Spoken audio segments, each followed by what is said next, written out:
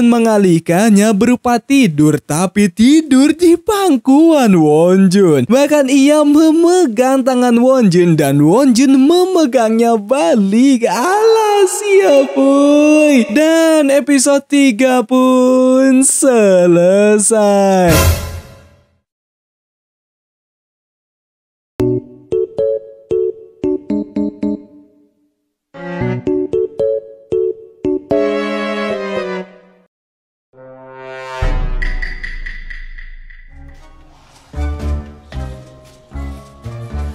Di episode 4 dimulai dari Wonjun yang kepikiran akan kejadian dirinya bersama dengan Dona. Dari Dona yang tidur di pangkuannya serta memegang tangan Wonjun. Yang jika aku ada di posisi itu auto baper aja. Dan episode 4 dengan judul Tak Terduga pun dimulai. Wonjun pun terus mencari sampingan dan Dona masih menelpon si P itu. Hingga di saat Wonjun kerja paruh waktu di taman hiburan, Dona datang untuk mengajaknya makan. Namun karena Wonjun tidak ada waktu untuk makan, Dona pun menikmati hiburan di sana sembari menunggu Wonjun. Bahkan ketika Wonjun selesai bekerja, ternyata Dona masih menunggu si Wonjun. Sehingga mereka makan bersama sembari berbincang akan Wonjun yang terus bekerja karena dirinya malah menginginkan sesuatu yang ia suka waktu dirinya menjadi idol. Dan karena keinginan dari Wonjun benar-benar tidak besar, yang penting kerja saja, Dona ingin mereka melihat keberuntungan di Fortune Cookies. Dan ketika dibuka membuat Wonjun bingung karena biasanya Fortune Cookies itu memberikan sebuah keberuntungan yang bagus-bagus gitu. Tapi kenapa isi Fortune Cookiesnya berupa dirinya akan bertemu musuh bebuyutan seperti kucing dan tikus? Tapi Wonjun tidak menganggap serius karena dirinya bukan tipe orang yang suka bermusuhan. Sehingga Dona ingin mengajak Wonjun berkencan jika hari cerah.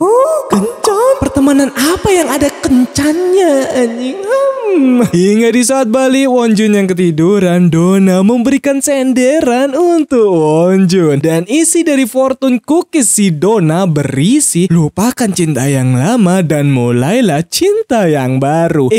Lupakan si P, yang entah P itu siapa, dan mulailah dengan Wonjun. Alhasil keesokan harinya ia cerita ke Junji tentang isi Fortune Cookiesnya, sehingga Junji akan membuang kertasnya agar Wonjun tidak bertemu dengan musuhnya. Dan tepat di saat itu terdapat sepasang kekasih yang lagi bergelut di tempat umum dengan menggunakan bahasa, entah ini bahasa dari negara mana. Kalau intinya si cowok berselingkuh dan si cewek ini sudah pasti tidak terima akan perselingkuhan itu. Dan entah kenapa mereka yang melihatnya malah bertepuk tangan. Ya, tontonan gratis. Sehingga Wonjun yang melihat si wanita seperti familiar dengannya. Wanita yang ngamuk tadi bernama Choi Ira. Kita panggil Ira aja. Kalau ia akan dikeluarkan dari asrama kampus karena terus melanggar peraturan. Ya, karena Ira ini cewek barbar parah tak tertolong. Tapi ia masih belum bisa move on dari mantannya si Dos Santos. Anjing Dos Santos.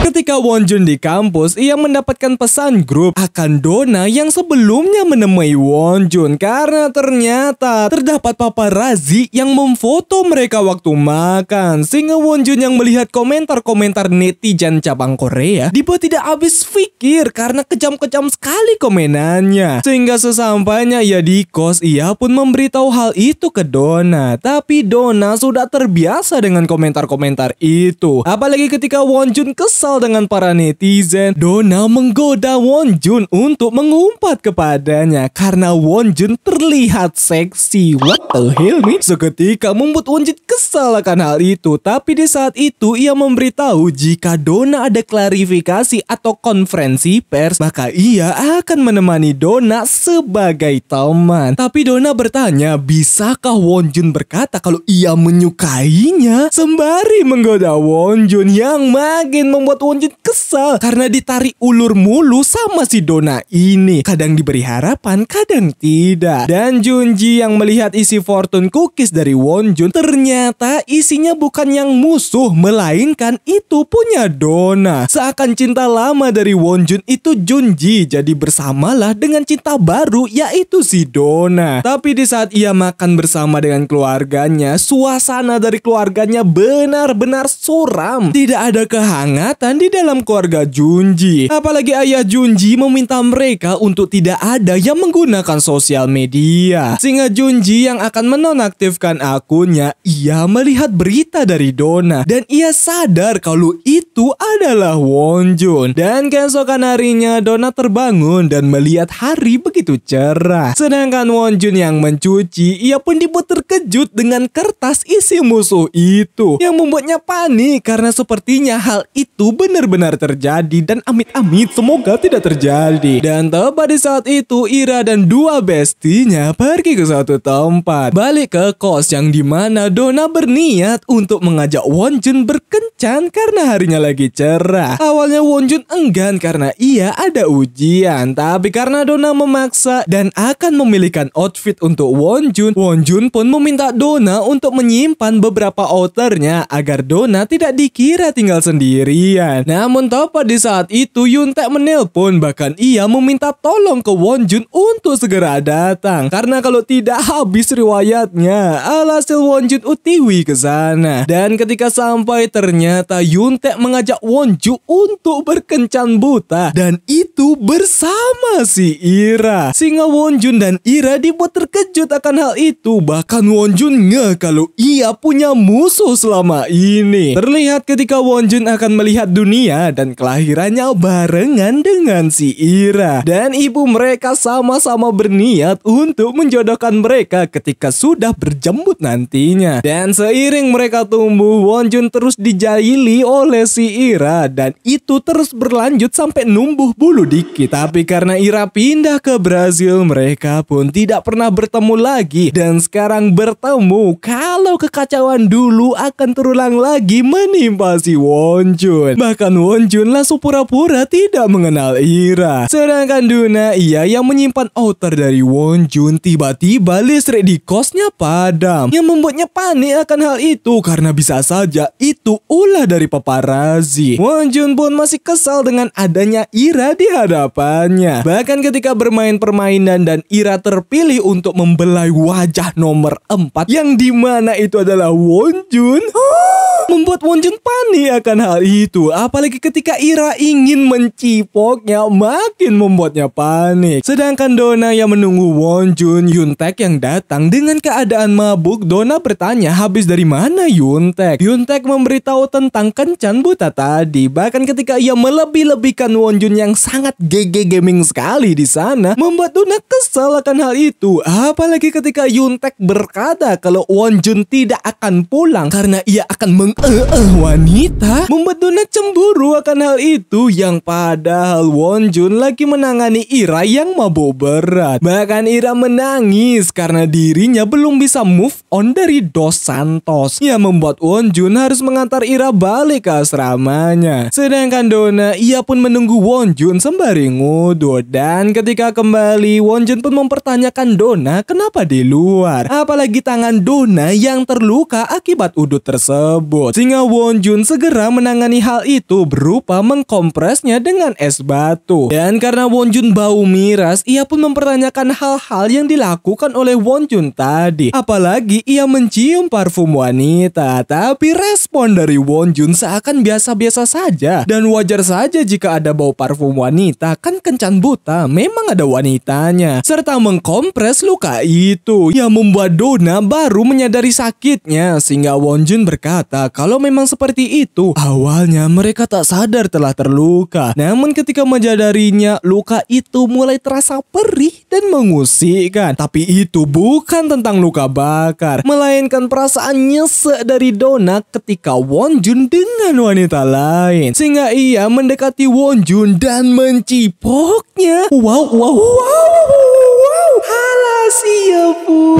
Terlihat ketika Dona dan Wonjun yang balik dari makan-makan. Dan di saat itu ia melihat isi fortune cookies dan ia menaruhnya di celana Wonjun agar Wonjun bisa melupakan cinta lama yaitu Junji dan cinta yang baru yaitu dirinya. Dan episode 4 pun selesai. Lanjut episode 5.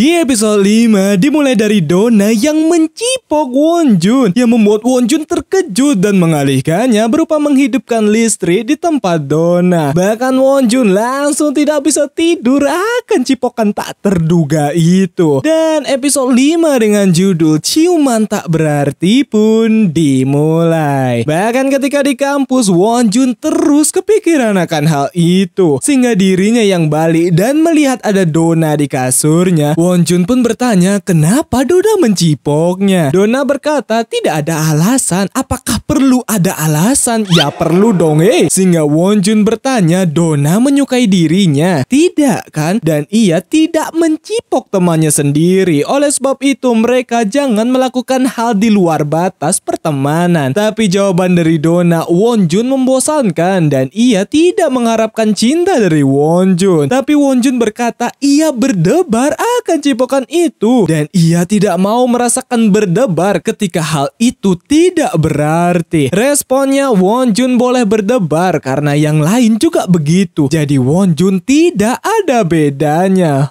Tidak ada bedanya? Dengan siapa itu? Ira pun pergi menemui Wonjun karena ia sudah dikeluarin dari asramanya dan meminta bantuan berupa tempat tinggal. Sedangkan Jinju, ya di episode 4 gue salah nyebutin namanya. Gue sebutnya itu Junji anjir, padahal Jinju. Ia pun mengente si Sehun. Bahkan Sehun tahu kalau Jinju menyukai Wonju karena ia sudah menyadarinya sejak awal. Bahkan Jinju memutuskan untuk minggat dari rumahnya karena tidak kuatnya ia tinggal bersama dengan sang ayah. Walaupun Jinju berat hati melakukan hal itu serta langsung menelpon Wonjun untuk bertemu. Bertemulah ia dengan Wonjun membuat Wonjun kagum karena melihat gedung-gedung di sana. Apalagi dari semua gedung di sana tidak ada yang ia miliki. Begitupun dengan Jinju. Tapi Wonjun merasa kalau Jinju sepertinya tidak karena keluarganya kaya. Yang membuat Jinju kesal akan hal itu sehingga membuat Wonjun bingung ada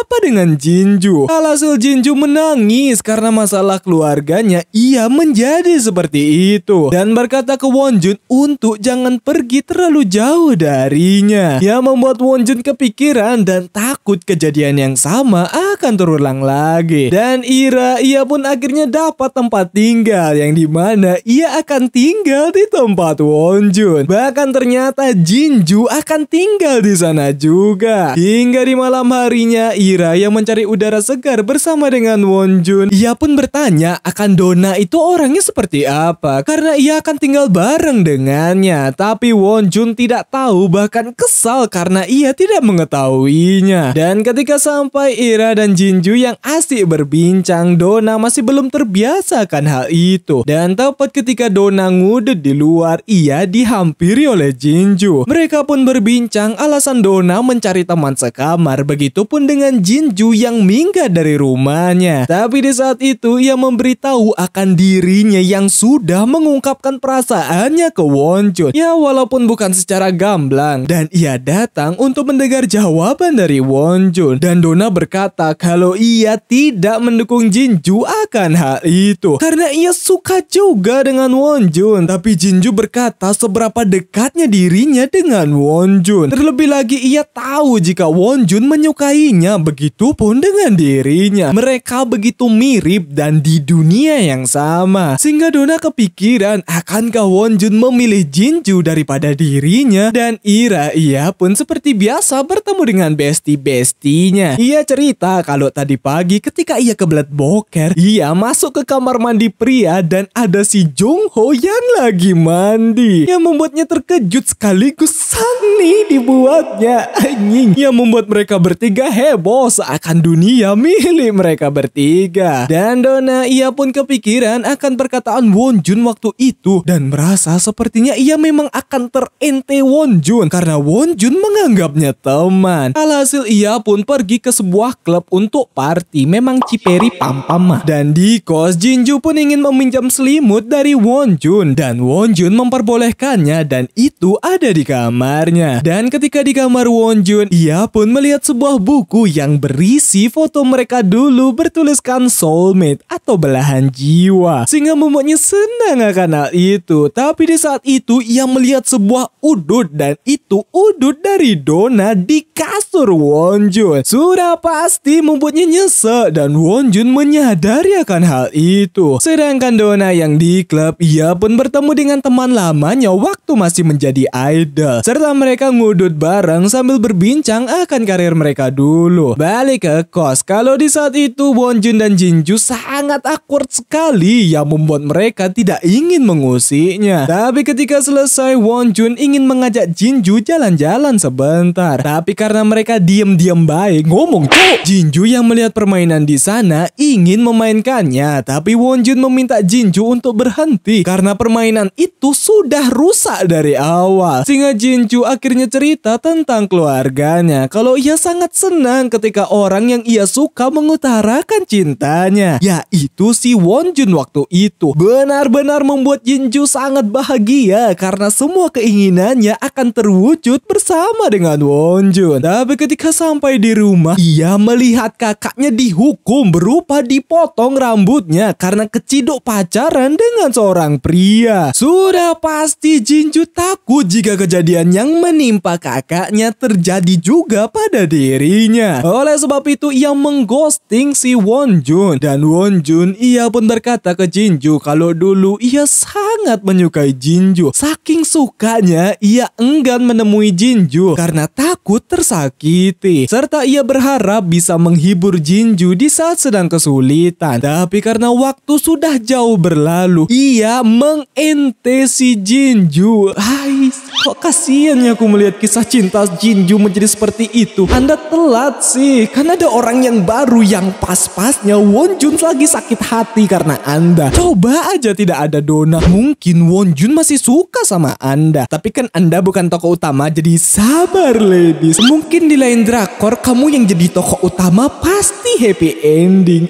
Dan Dona ia pun diantar pulang, sedangkan Wonjun menunggu pulangnya Dona. Tapi tepat ketika Dona sampai, si pria ingin mencipoknya, tapi Dona tidak sudi. Dan akhirnya sadar pantas saja Dona dibenci semua orang dan tahu kalau Dona masih mengharapkan si P. Yang akhirnya kita tahu kalau P itu bukan pecu atau penis, tapi Park In-wook. Tepat di saat itu Wonjun datang, bahkan ia maju untuk Dona. Tapi karena HP Dona ketinggalan, Wonjun yang akan mengambilnya. Sehingga Wonjun bertanya hubungan si pria dengan Dona. Alhasil si pria berkata kalau Wonjun itu posisinya sama dengan dirinya, berupa Dona mendekati siapapun untuk mencari perhatian dari Park In-wook. Seketika Wonjun kepikiran dan bertanya apa yang sebenarnya dipikirkan Dona. Bahkan kesal dengannya. Sehingga ia menenangkan pikirannya berupa bermain basket. Tapi karena tidak masuk-masuk, membuatnya makin pusing akan perasaannya sendiri. Apalagi Dona yang berkata kalau Wonjun tidak ada bedanya dengan yang lain, seakan dirinya hanya dimanfaatkan oleh Dona. Tepat di saat itu Dona datang, tapi karena Wonjun masih kesal, ia pun mengacangi Dona. Tapi di saat itu ia ingin bertanya satu hal. Ia tidak ada bedanya dengan siapa, tapi Dona berkata kalau Wonjun lah yang bilang itu tidak berarti. Oleh sebab itu ia tidak menyangkalnya karena memang seperti itu kenyataannya. Dan itulah alasan ia mencoba bersama orang lain, tapi hasilnya ia terus terbayang-bayang oleh Wonjun dan terus merindukan Wonjun. Dalam kesimpulan, ia jatuh cinta dengan Wonjun. Namun karena Wonjun diam saja, Dona yang ingin pergi dihentikan oleh Wonjun dan langsung mencipoknya. Wow.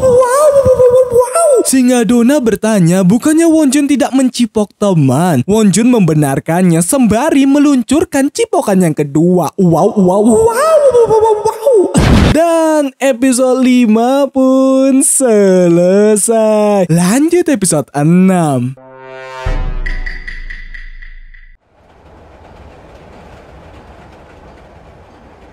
Di episode 6 dimulai dari mereka yang hubungannya semakin erat karena sudah saling menyukai. Bahkan mereka langsung bercipokan brutal. What the fuck? Ciao cibe. Bahkan ketika Donna mengajaknya masuk, Wonjun ingin cipokan brutal itu lagi.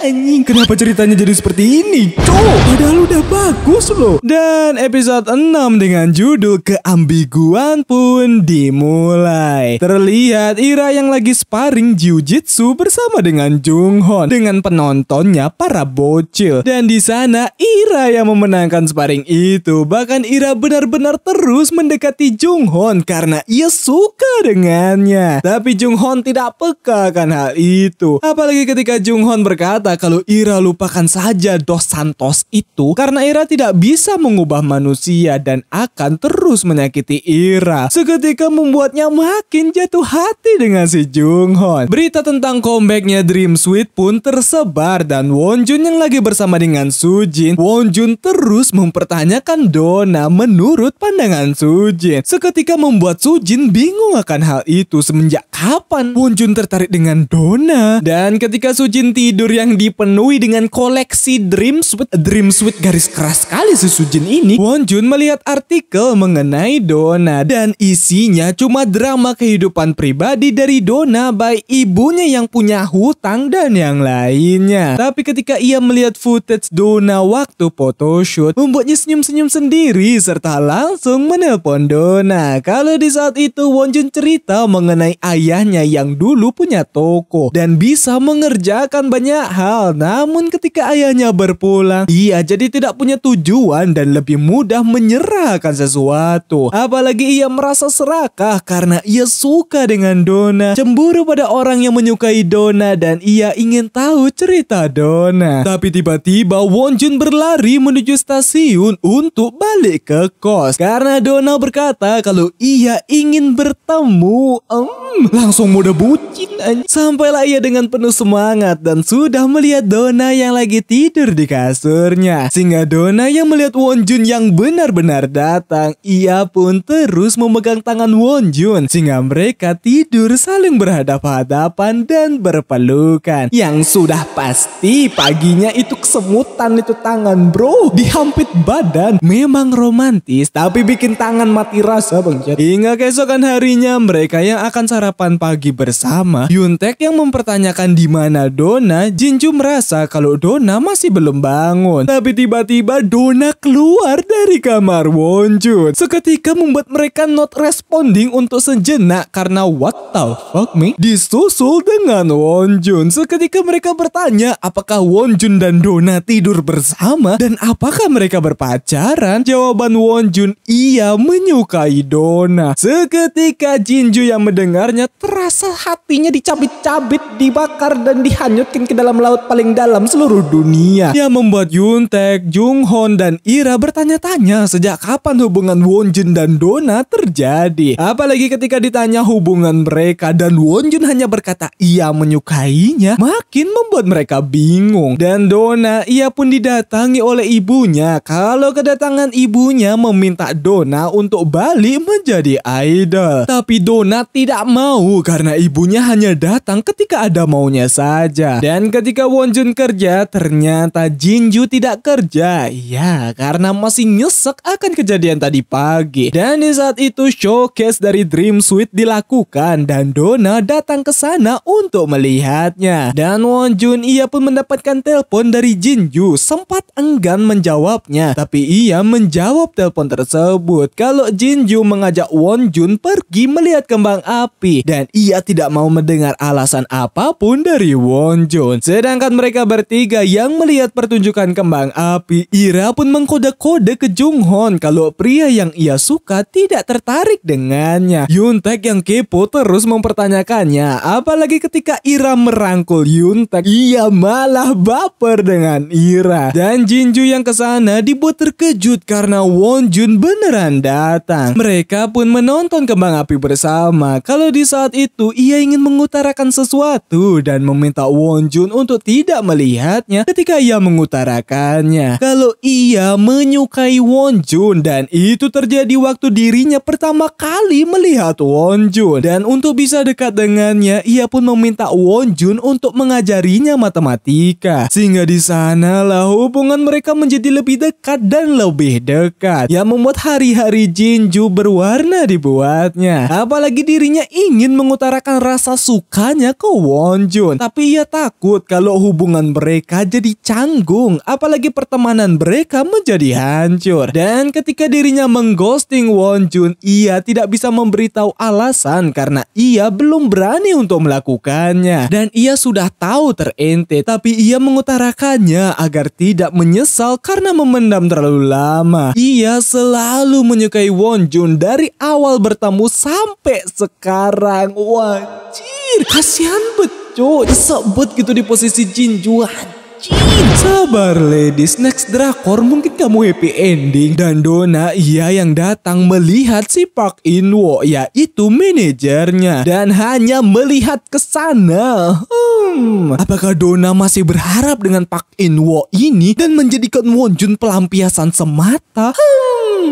Semoga tidak sih, karena kalau iya, wah parah cok. Dan Wonjun berterima kasih ke Jinju karena kata-kata Jinju sudah dari dulu ia ingin dengar, sembari meminta maaf sehingga air mata Jinju tidak tertahankan lagi karena terlalu menyakitkan untuk didengar. Tapi Wonjun memberikan wejangan kalau Jinju jangan biarkan orang memperlakukannya dengan buruk, apalagi keluarganya. Jinju hebat karena kini Jinju tidak menahan dirinya lagi, dan setidaknya peluk apa bro yang terakhir kalinya gitu. Kayaknya sabet anjir di posisi Jinju. Dan Dona ia pun mendapatkan pesan dari Park In-woo kalau ia tahu Dona datang ke sana. Dan Wonjun ia pun mencoba menelpon Dona, tapi teleponnya tidak dijawab-jawab. Sehingga Ira yang melihatnya mendatangi Wonjun dan bingung kenapa Dona belum balik. Begitupun dengan Wonjun, sehingga membuat Ira bingung kenapa Wonjun tidak tahu kan pacarnya Dona. Tapi kata pacar masih belum terjalin antara Dona dan Wonjun, sehingga ia memberikan wejangan ke Wonjun kalau hubungan itu harus ada kepastian, antara pacar ya pacar, teman ya teman, dan meminta Wonjun untuk tidak memberikan sepenuh hatinya ke Dona. Tepat di saat itu Dona menelpon. Terlihat Dona yang lagi di stasiun kalau di masa kecilnya ketika dirinya tinggal di desa bersama ibu dan neneknya, ibunya terus pergi sehingga Dona terus bersama neneknya. Bahkan ketika neneknya berpulang, ibunya seakan tidak peduli akan hal itu. Sampailah Wonjun dan Dona langsung mengajaknya pergi berlibur. Dan karena tidak bisa menolak, Wonjun dan Dona pun pergi ke kampung halamannya. Dan mereka menikmati pemandangan sembari mengendarai sepeda dengan hujan yang membasahi bumi. Dan karena baju mereka basah, mereka pun menghangatkan diri berupa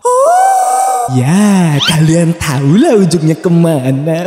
Bahkan Wonjun benar-benar sangat bahagia bersama dengan Dona. Dan Ira dengan Junghon yang masih sparring jiu-jitsu membuat Junghon mulai berdebar ketika melihat Ira. Tapi ia masih mencoba untuk menghindari Ira. Namun di saat itu Ira tiba-tiba terdiam melihat sesuatu. Dan ketika dihampiri ternyata ia melihat Dos Santos lagi bersama dengan wanita lain. Hasil Junghon mengajaknya makan-makan. Awalnya Ira masih bad mood dan tidak nafsu makan. Tapi karena Junghon memintanya makan, membuat Ira moodnya kembali karena makanannya lezat sekali. Sehingga Junghon yang melihatnya ikut dibuat senang akan hal itu. Balik lagi ke Wonjun dan Dona kalau mereka ingin terus seperti itu. Bahkan di saat itu Dona bertanya, haruskah mereka berpacaran? Ya harus dong.